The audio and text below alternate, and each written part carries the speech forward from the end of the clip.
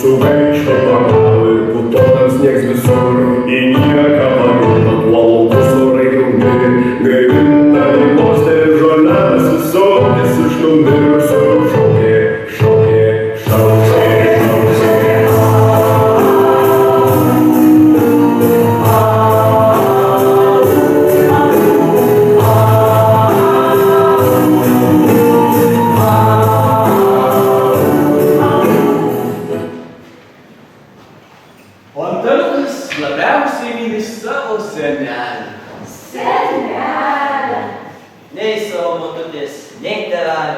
Nei ko kito štėpneliu savo senelę.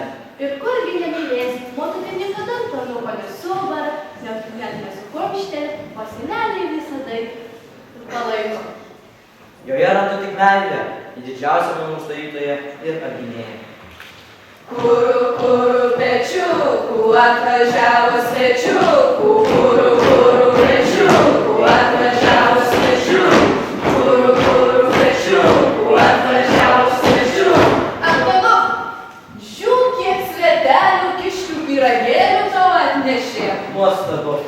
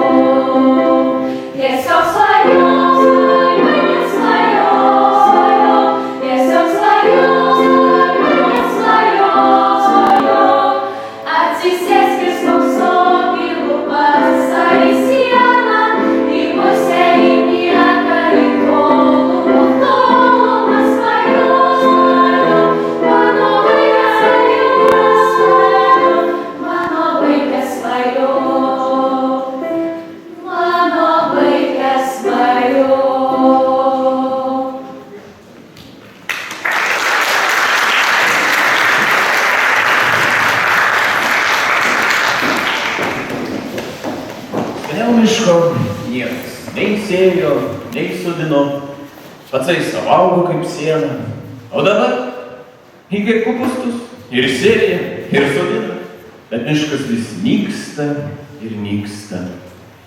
Kokios čia seniau buvo girios. Dažnai pasigailiu, kad tokių laikų sulaukiau, kada žmonės nei girių nesigaili, švento miško negaili. Ir mėgsta, ir gailisi. Jei sodina, tik medis žmonėms reikalingas. Nekalbėk tu man niekų. Nesodink girios reikia, bet mylėk. O kaipgi, tada gudrus buvo žmonės. Mano senelis, kaip ir tu, dėdė, vienas bijojo vakarų metu eiti pro pirtį, kad kokia laumenė užnutelintų. O gal ne tiesa? Juokis, pamatysi, koks prisivoks. Juk laukių laumių nėra. Tai tik gražios pasakos. Nėra. Iš kur žinai, kad nėra? Tai kaipgi tada žmogui gyventi? Jei nėra jau nei ligonų, nei laumų. O va tu geriau paklausyk, kaip laumė dainuoja. Tai net saulė gražiau šviečia.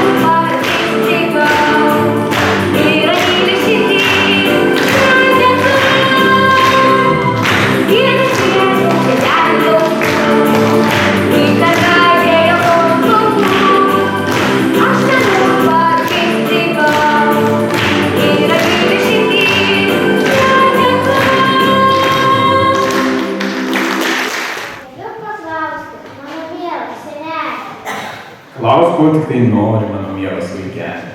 Tai nemeluok, mano mielas seneli. Ne, ką tu, mano mielas vaikeli. Ar tiesa, kad vaikus atneša gandras? Tiesa, koks bus klausimas antras? Ačiū, daugiau nebus jokių klausimų. Eisiu pasvajoti. Eik, mano mielas vaikeli.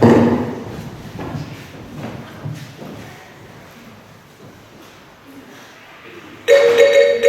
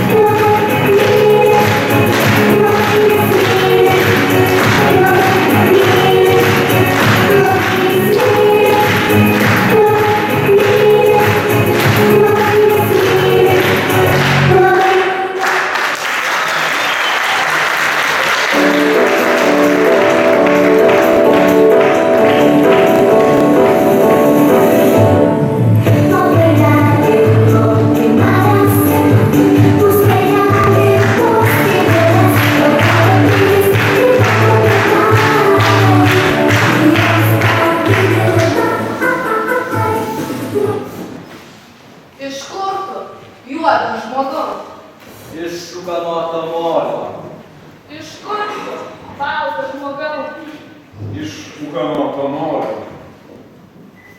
Kuo būsite man rytoj? Mes ūkanoti broliai. Kuo maitinsimės? Avinais iš ūkanoto molio. Ko užgersime? Šiaurės vynais iš ūkanoto molio. Ką mylėsi? Aukštas merginas iš amžino įšalo moro.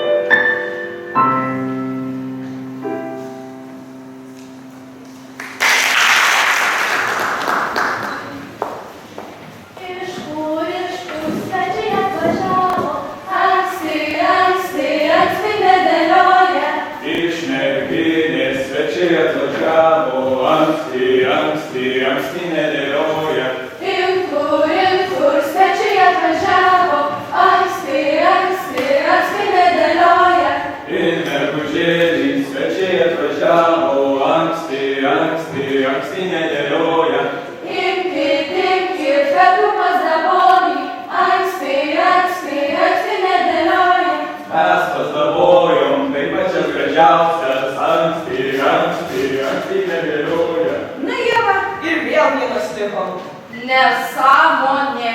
Mes juk pačios dailiausios ir gražiausios. Būtent čia mat piršlybos.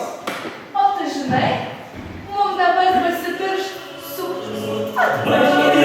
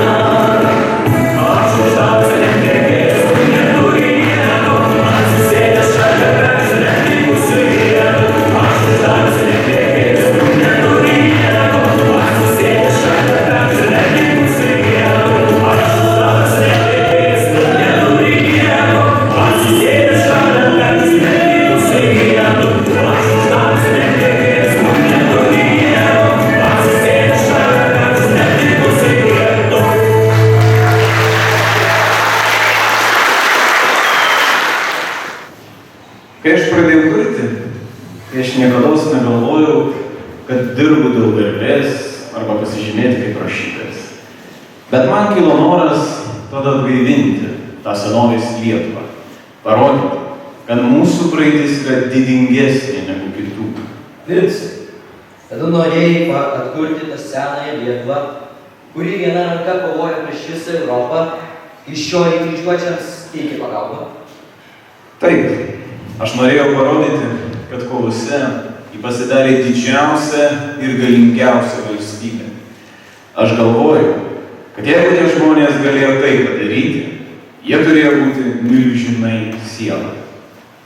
Bet jei aš vis juntu, kad ten kažkas gyvena ir gana. Ten kryžius ir tasai, rodosi gyvas. Ten gyvybė kitoniška, rami, ne tokia kaip žmonių tarpe. Sėdi ten žmogus ir vis rodosi, kad štai vienas akimirksnis ir tu sužinosi didelę paslaptį ir būsi tokis pat ramus. Tu sužinosi didelę paslaptį ir būsi tokis pat ramus. Ir tu sužinosi didelę paslaptį ir būsi tokis pat ramus. Ir tu sužinosi didelę paslaptį. Yeah.